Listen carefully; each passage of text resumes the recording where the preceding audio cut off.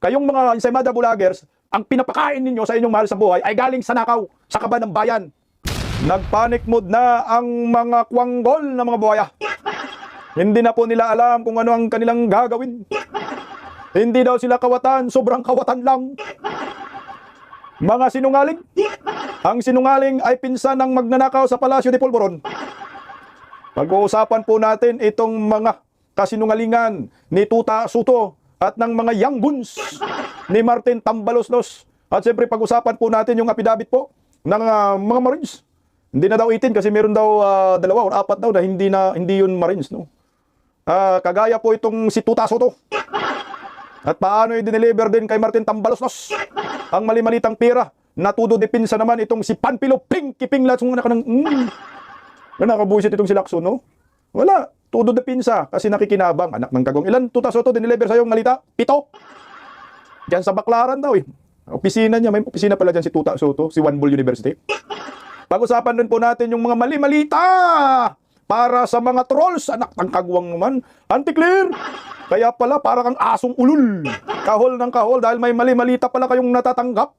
Galing sa Coraco at mga hinayupak kayo, tamaan sana kayo ng kidlat ni Barbara. Magandang gabi po sa ating lahat. Pa-like po muna, pa-share, pa-subscribe, pakipindot po ang inyong notification bell para palagi po kayong updated sa ating mga video. Malaking tulong na po yan. Pag-subscribe po ninyo, pag-share sa aming mga content.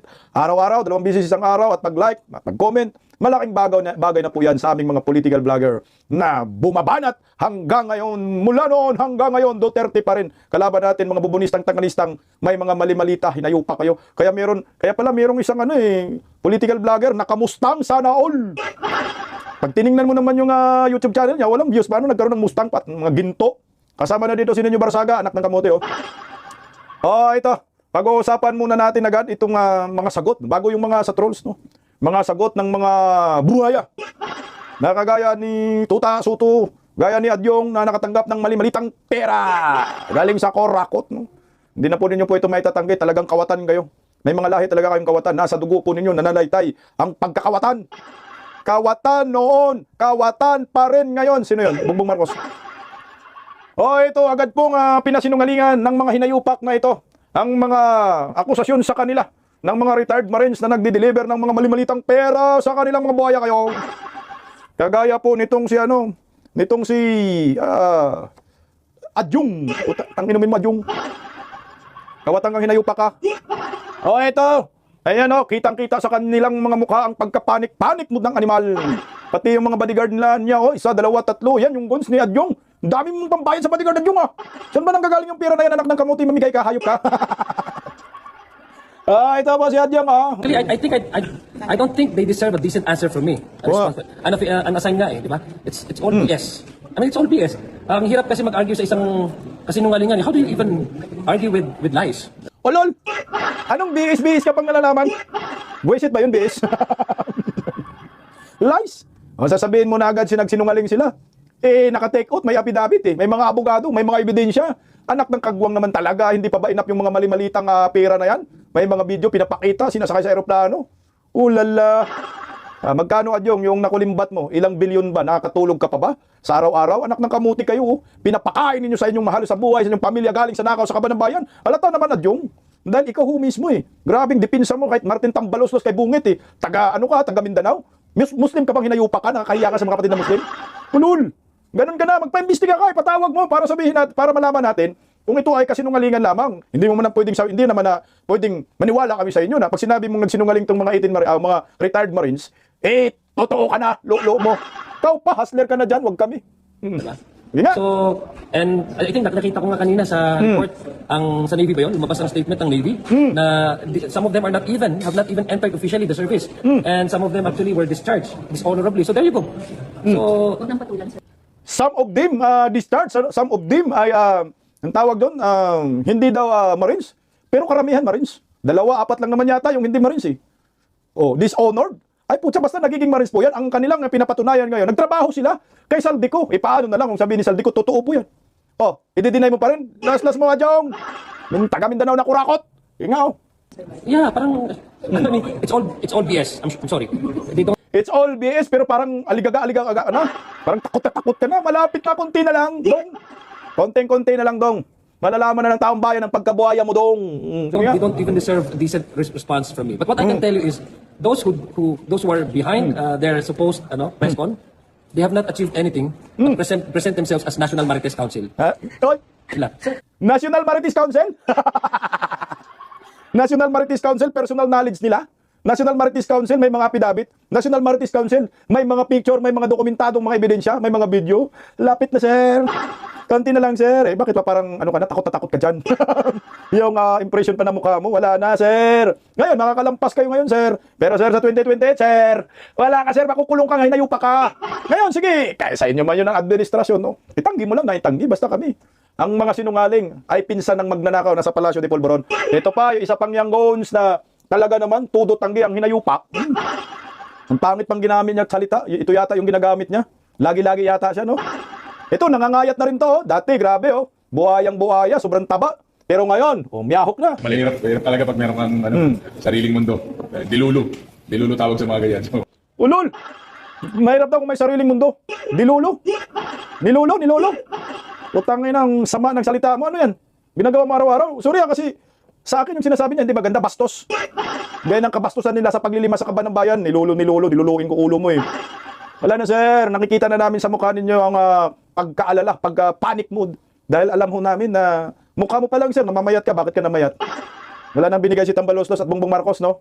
Dahil bistado kayong mga hinayupak kayo. hindi natin masyado binibigyan ng pansin dahil alam mo kung katotohanan. So, yun lang po. Kita-kita namin sa mukha mo eh.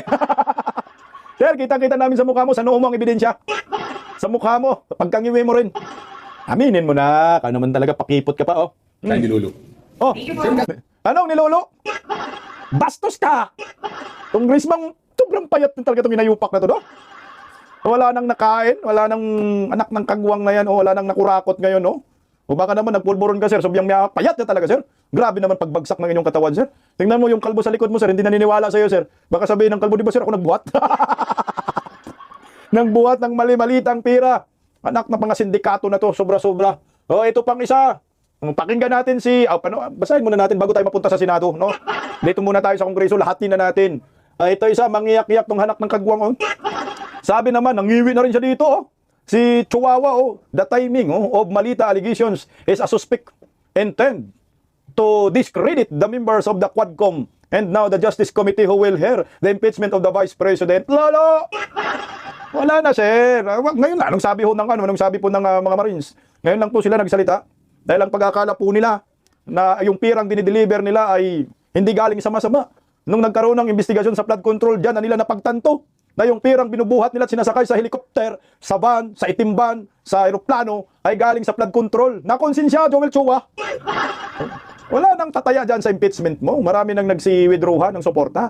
Ayaw po nila masira ang kanilang pagkatao pagdating sa 2028 dahil sigurado na pong panalo si Vice President Inday Sara Duterte. O mga taga Maynila, magkano yung tanong ninyo kay Chua kung ilang malita po yung dineliver sa kanila kasi baka minimum 5 yung delivery ng malita eh. Bawat deliveries, mga large na malita, mga malalaking yung malita ho talaga. Sa susunod, sila ilagay natin sa malita, ipaanod natin sa Pasig River at sa Pasipiko. Yung mga buhayang ito. O, ito pa, meron pa. Sa Maynila din. Nagpanik na si Pastor Jack. Abante, maring itinanggi ang malita ng pirang aligasyon. Ito lang yung pare na ito lang yung pastor na may sungay. Ikaw pastor ka, kawatang ka pala. Ikaw pastor ka, walang hiya ka. Ito pa. Pakinggan, basahin natin muna yung sinasabi niya, no? Anong sabi ni Pastor Jack dyan? Ito, this is simply the product of politics. Lala! I am being targeted because of the positions I have taken and the stance I have refused to compromise. LOL! Particularly with regard to obtaining justice for the victims of extrajudicial killing. Lolo! Ito yung legit na lolo. Pastor, pastor, doon sa Cabral Palace, number 1 ka din dyan sa Maynila. Pinakamalaking alokables. Ngayon din, ito yung siniwalat ng mga Marines, number 1 ka rin sa listahan na tumatanggap ng malita. Ang dami mamama, pastor! Ang daming magpamigay sa mga parokyano nitong hinayupak na to.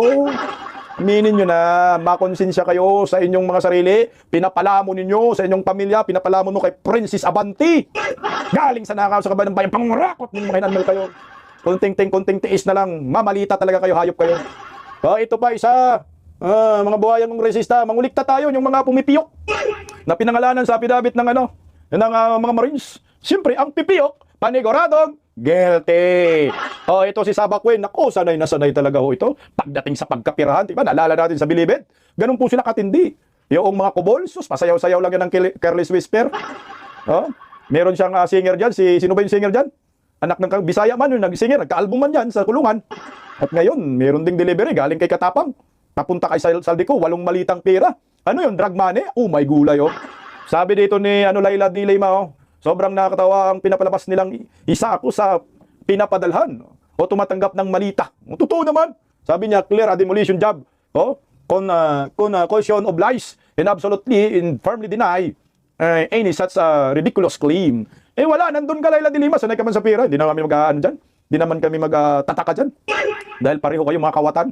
Wala, sama-sama na nga kayo ngayon. Kawatan noon, kawatan pa rin ngayon. Again, ang sinungaling ay pinsan ng magnanakaw. Bakit napaka-defensive agad ninyo? Samantala yung ibang pinangalanan, tahimik lamang. Pero kayo, kitang-kita namin sa mga mata mo. Ito pa, may bibistoyin pa tayo mga kabisdak.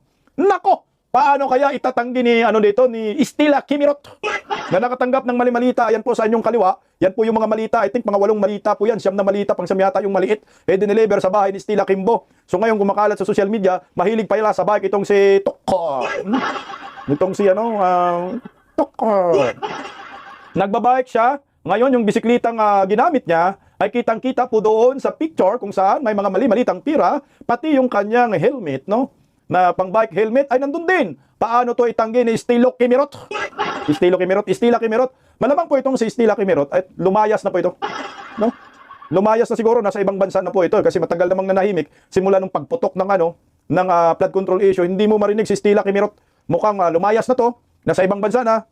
Dala-dala na yung mga malita-malitang pira, dollar accounts na yung mga animal. Kaya paano natin paparusahan tong mga to? Basta ako, kailangan ipasok din sila sa malita. Ganun na lang ang gagawin natin, no? Ito po, mga kababayan ko, ang mga mukha ng mga kawatan. Number 1 po dyan, si Pastor Abante. Ayan, si Adyong. Merong doon nakatagkip na, si Akop, kasama din pala dyan, eh. Kasi maraming nagtatanong, meron kasi tinakpan sa affidavit na pangalan. Malamang, wala nang iba si Akop. Tingnan mo, Laila Di Lima, Dan Fernandez. Ayan po yung mga mukha ng mga kawatan.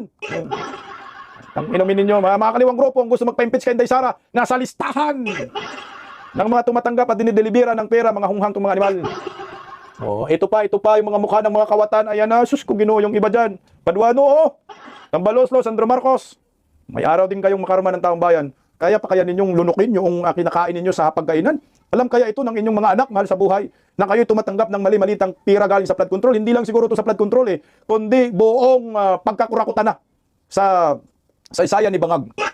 Ito mga kababayan ko, basahin lang po muna natin. Sige, mamaya na. Pakinggan muna natin itong mga kasinungalingan ni Tito Soto. Sa Senado naman po tayo. Sa Senado po, meron kasi nagtatanong kanina, sino ba yung mga senador na nakatanggap na pinagdeliberan umano? Ayan numero 1 sa listahan, Chis Escudero, Erwin Tolfo, Loren Ligarda, Bong Revilla, Mark Villar, at Tuta Soto. Ito yung pinakasikat, One Bull University. Si Tuta Soto. Ilan ba yung natanggap mo, Tuta Soto? Teka lang, hanapin lang natin yung affidavit dito ni Tuta Soto. Okay, basahin natin yung ninakaw nila. Totoo naman. Kayo naman. Ito. Ito, kay Tuta Soto. Okay, hanapin ko lang.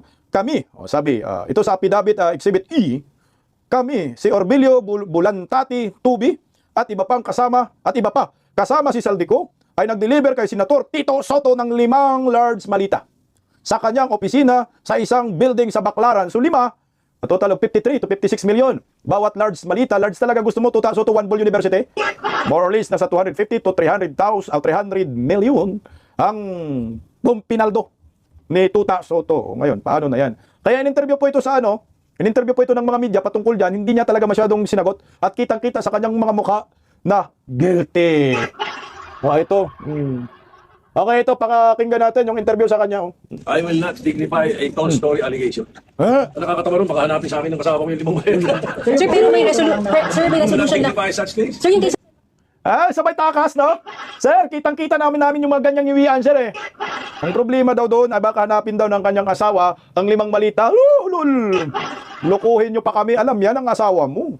Alam yan ang buong pamilya mo. Anak ng kagwang, ilang milyon po yan, a total of 250 million to 300 million sa opisina sa Baclaran. Bakit alam nila na may opisina sa Baclaran? Mismong si Saldico daw ang kasama sa pag-deliver sa inyo. Tuta, sutu! Kaya pala, ang tindi ng depensa mo kay Martin Romualdez at kay Bongbong Marcos. Malamang ito, kasagsagan to ng kasagsagan ng eleksyon to. Ang nakikita ko, no? Kasagsagan talaga ng eleksyon. Kaya siguro, paldong-paldo. At saka sinabi naman din doon sa Bersamin Files. Sa Bersamin Files kasi, nabanggit din naman, nga nakakubra talaga ito si Tuta Soto kasama si Panfilo Lacson ng pera. Magkano po yun? 8 billion. Lahat po ng line-up ng yung bagoong alyansa, bagoong Pilipinas. Team Alyansa, di ba? Lahat sila may pera yan. Nasa ngayon itatanggi mo. Pero ito, to the rescue naman ang kanyang partner na si Panfilo Pinky Ping Lacson. Bago natin pag-usapan itong mga bayad ng mga trolls, lalo ka na Chucky Claire. Ang inumin ninyo, malapit na kayo kunin ni Satanas. Ito, halatang-halata talaga si Panfilo Lacson na may pinoprotektahan, may dinipinsahan. Dahil itong kanyang mga statement ngayon, sinisira na naman, kini-question na naman niya yung kredibilidad ng 18 na nagsiwalat. David, ako kasi pag mayroong information, in my previous life, this is how I treat any information that comes to my attention. First, yung ano ba yung credibility ng source? Wow! And second, ano yung reliability ng information itself? Dalawa yun eh. Kasi kung follow din yung source, it follows. Ito yung sinusunod natin na meron tayong A1, A2, B1, B2, di ba? Yung rating, yung classification ng intelligence information. So, may mga portions doon na pwede na sabihin credible, pero may mga questionable. Number one, as sinabi lang, 805 billion yung napunta, yung pinamahagi o napunta kay Congressman Saldico. Well, Lolo mo. Hindi naman sinabi talaga na 805 billion. Ang sinabi lang naman sino yun, ni Baligod, na sa kanyang tansya lang, estimate, ay mga more or less nasa 805 billion na yung na-deliver nila. Tansya. So, pwede pang tataas yun, pwedeng bababa. So, hindi naman talaga sinabi na fix na 805 billion. Hindi pa yun exact amount, Panfilo Pinky Lacson. Masyado lang ginugulo mo, dinidiscredit yung kredibilidad ng mga taong yun. Bakit ba? Ikaw, nagpatawag ka ng ang tawag yun? Nagpatawag ka ng 2 witness kuno. Dahil merong si Martin Romualdez na biling kabahayan at ginamit si Corle Discaya. Credible ba yun? Malaman-laman namin yung witness mo eh. Ito ba yung witness mo? Kami nagtatanong lang kasi may nagpost sa social media. Baka nga ang witness ni Panfilo Lacson, kamukha man kasi merong nagpapakita eh. Kamukha man kasi Sir Pinky. Teka lang, ay papakita lang natin bago natin ipagpatuloy si Pinky. Ito ba yun? Teka lang. Yung may nagbibilang ng pera na parehong 2 babae, nasa na ba yun? Na nakalagay nakapatong sa lamisa, binilang po nila, yung nagbibilang mukhang kamukha ng witness ni Panfilo Lacson. Baka nakita niya, anak ng kamote na dami kasing papel, naduling na ako. Teka lang, aninagin ko lang. Kasi meron talagang nakita sa affidavit nila. Basta, yun na yun. Tuloy natin si Pinky. 2023 to 2025, ang total amount ng flood control projects, 1.13 trillion. Aha. So kung ang napunta kay Congressman Saldico allegedly, 805, that's at least 70% of the total appropriations for the same period sa flood control projects. So, puro cost na yung nandun. Saan manggagaling yung napunta kay Bernardo? Saan ang napunta niya ng Alcantara? Parang sobra computation. That's my first. Paano nagiging sobra Panfilo Lacson? Kulang pa nga yan. So sinabi mo sobra, inamin mo rin na meron talagang delivery. Ano nagiging sobrang computation? 2022 yung delivery, start na eh. 2020, di ba sinabi ni Baligod? 2022, 2023, 2024, 2025 yung delivery. Di ba Lacson? Ngayon, natigil ang delivery. 4 na taon yan delivery, Lacson. Sa loob ng 1 taon, ilang beses ang delivery? Buwan-buwan ba? Talagang susobra. Trilyon-trilyon yung kinurako to ninyo. Ikaw, ang dami mong nasa kalye, magpaimbestiga ka na lang. First observations. Second, as we speak, sumulat na ako sa Philippine Navy, Philippine Army, to conduct record check and background investigation on the 18 Marine Philippine Navy and Army personnel. Ang initial information, wala pa, simulat pa. At saka sa LTO. The initial information from the Philippine Navy na yung iba dishonorably discharged. A number of them were never members of the Philippine Navy. So doon pa lang, makukwestiyon natin yung credibility ng source. If true, kasi media lang ito. That's why I'm formalizing it by way of an official letter to the armed forces of the Philippines, attention to the Philippine Navy and Philippine Army. After all the verification, evaluation, then probably, yes. Ugab. Kay Orly Gutisa, affidavit, hinanapan niya ng butas. So ngayon naman, sinasabi niya, yung iba daw doon ay hindi miyembro ng Philippine Marines. So, be it. Bakit? Anong issue doon? Wala kami pakialam na kung miyembro ba yan o hindi. Ang pakialam namin, yung mga sinasabi nila, na mali-malitang pira, ang dami ng ebidensya, ayaw nyo pa rin mag-imbestiga, lolo nyo. Puta nga, dapat nga, ng mga ganyan, ora mismo, nagpa-imbestiga ka na dyan sa Senate Blue Ribbon Committee, nagkanta ka na ng session, sinabi mo na dapat mag-imbestiga tayo dito. Ano bang gusto mong mangyari? So, kalimutan namin, ito, at makinig kami sa inyo, ay, walang mga kredibilidad ang mga yun. Bakit ba yung witness sa 2 babae mo na dinala may kredibilidad ba? Anak ng kagwang, ang mahalaga doon, legit, na doon sila nagtatrabaho.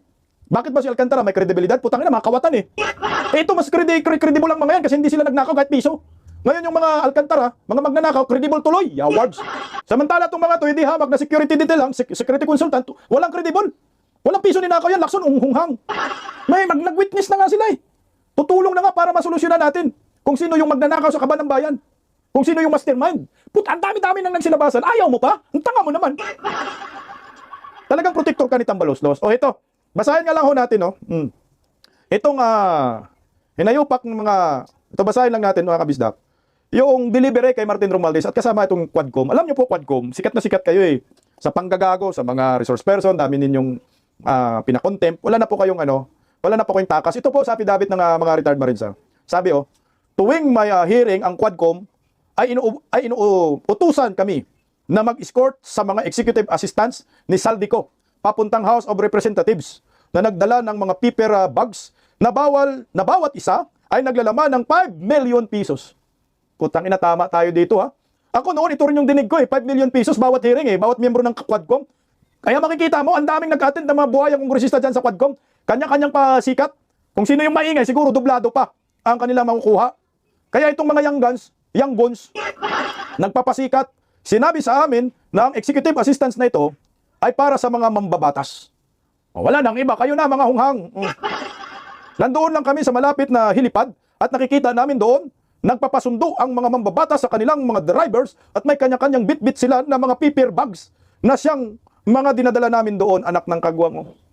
5 million bawat mga buhaya, sana masunog mga kaluluwa ninyo. Ito naman kay Buhaya Tambaloslos Deliveries, bago ito sa mga trolls, no. Ang mga deliveries kay dating Speaker Martin Romualdez. Nagumpisa kami na magkasama sa pagdi-deliver ng mali-malitang pira sa bahay ni dating Speaker Martin Romualdez sa number 42 McKinley Road, Forbes Park, mula September 2022 hanggang 2023. Nalipat ang aming deliveran na bahay ni dating Speaker Martin Romualdez sa number 14 Nara Street, South Forbes Park noong 2024. Puta, nilipat na. Kasi baka nabisto na, namoy no. Hanggang 2025. Kadalasan ay 3 bisis sa isang linggo kami nagde-deliver, pareho sa sinasabi ni Orly Gutisa. Sa kanyang bahay sa Forbes Park, umahigit 100 bisis kami nakapag-deliver sa mga bahay na ito. Hindi bababa sa 20 na malita hanggang 52 na malita ang aming dinideliver. Minsan ay umaabot sa 6 na high-is vans ang gamit namin sa pagdi-deliver. Pareho sa sinasabi ni Orly Gutisa. 100 times na sa inyo, Tambaloslos, anak ka ng kagwang ka. Kainin ka sana ng malita. Nangangain yung malita. Sa parehong mga panahon, September 2022 hanggang 2025, ay halos hanggang 4 na bisis kada linggo, anak ng kagwang. Sinasagad-sagad na. Ni Martin Tambaloslos Romualdez. Sipin mo yung 100 times, 52 malita, mga 5 ban. Ganong katindi, 3 times to 4 times, nililimas. Siyempre, kung natuwa ang mga poon, natuwa din yung mga bubwit. Natuwa yung mga minions. Kaya hito, kayong mga ensaymada vloggers, mga hinayupa kayo, ang pinapakain ninyo sa inyong mahal sa buhay ay galing sa nakaw, sa kaban ng bayan. Kayong mga trolls, yung pinapakain ninyo sa inyong mahal sa buhay ay galing sa pagnanakaw sa mga ordinaryong Pilipino. Ito, nakatanggap din ng malita itong mga trolls. Kasama ka, Chucky Claire. Ito po, sabi nila sa affidavit, si Master Sergeant Gutisa at Dado ang naatasan na tumanggap ng mga pira na binibigay ni Kevin Wong at Secretary Laurel Chu. At diretso na lang, ito handa kayong mga trolls, kayong mga animal kayo. Diretso na lang binibigay ito sa leader ng mga trolls. Sino ang leader ng mga trolls? Si Chucky Claire. Na nasa 2nd hanggang 4th floor ng isang gusali sa Baliro Street, Makati City. Paminsan-minsan ay inutusan din kami ni Mark Tiksay at Paul Estrada na mag-deliver ng 2 paper bags na sa namumuno o mahawak sa mga nasabing trolls. May mga handler talaga itong animal na to. Mga trolls. Chucky Claire, umamin ka na, bumaldok ka rin naman pala, animal ka. Kaya yung pag-aatakdog mo, sobra-sobra, araw-araw, banat kay Inday Sara, siguro, ito yung pinakamalaking bayad, no? Si Chucky Claire sa lahat ng mga trolls. Baka special ito, hindi paper bags, kundi anak ng kagwang, mali-malitang pira. Sarap ninyong kurutin. Nautusan din kami ng ilang bisis na mag-deliver ng medium size na mali-malitang pira sa iba't ibang lugar, tulad ng car park o sa mismong bahay ng isang taga-media. Kasama kayong mga animal, kayong mga media kayo. Sarap ninyong barangin. Ito na. Alam niyo, hindi naman po ito nakapagtataka kung bakit itong mga trolls ay kumukubra rin ng pera tong mga animal. O baka sabihin niyo, ginagawa-gawa lang yung mga sinasabi ko. Ito po yung unang binasa ko. Ayan, affidavit po yan. O, doon pagde-deliver kay Martin Romualdez na umaabot ng 100 deliveries at 52. Nasa affidavit po nila yan. At dito naman sa mga trolls, kasama ka Chucky Claire, ayan po yung laman ng affidavit na yan. Baka sabihin po ninyo, gawa-gawa ho ako. Ayan, maliwanag ho. Tsaka nakakalat naman yan sa social media. Ang tanong natin dito, sino yung handler ng mga trolls ni Bongbong Marcos? At naalala rin po natin, pag yung sinabi ni Congressman Marcolita, yung batang Marcolita, si Paulo Marcolita, na ang PCO ay may pundong 2 billion para sa mga trolls. Isipin nyo ha, bukod sa pundo, meron pa silang natatanggap galing sa mali-malitang pera, galing sa kurakot, pangungurakot, tangina duble ang tama nila. Mantakin mo ha, ito kagaya ni Chucky Claire. Sumasahod si Chucky Claire.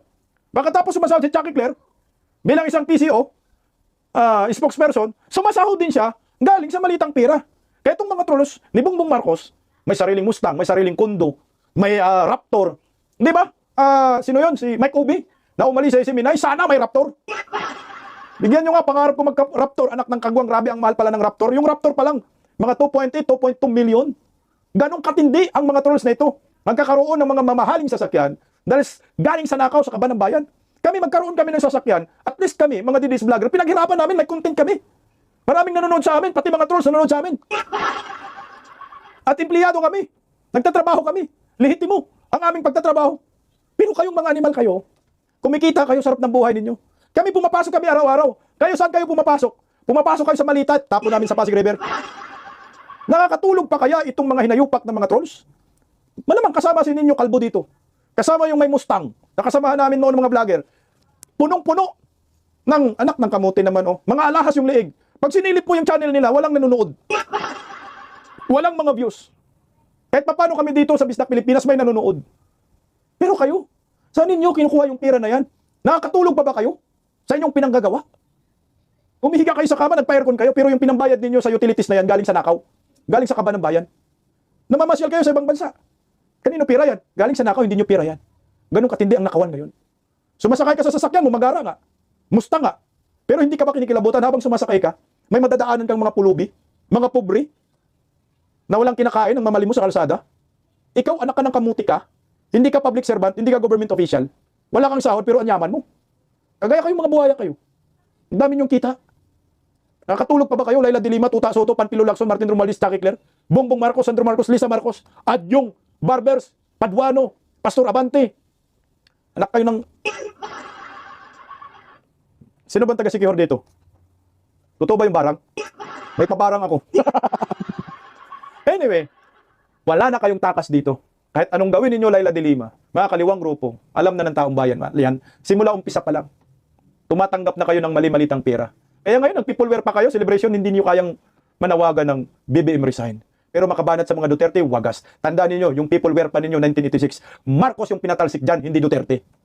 Bakit hindi niyo masigaw na BBM resign, Marcos resign? Kasi nga, paldong-paldo kayo sa mali-malitang pera. Anak ng kagwang, maghintay na lang kami kung kailan po kayo paparusahan ng Panginoon.